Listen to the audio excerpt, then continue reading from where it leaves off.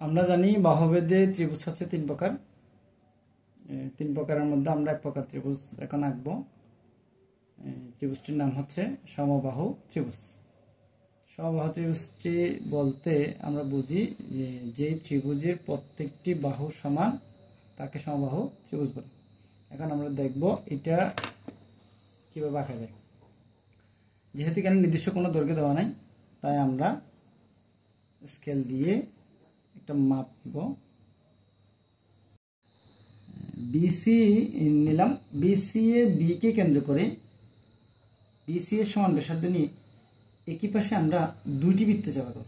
একটা বি কে কেন্দ্র করে আর একটা সি কে কেন্দ্র করে। এখন বৃত্তচাপ দুইটি পরস্পর এ বিন্দুতে ছেদ করবে।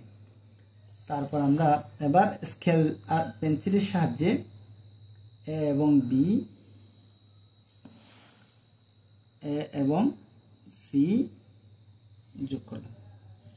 তাহলে দেখো এখন এখানে আমরা বিসি এর সাহায্যে এ বি এবং এসি নির্ণয় করলাম। তাই আমরা বলতে পারি ত্রিভুজ এবিসি একটি সমবাহু ত্রিভুজ।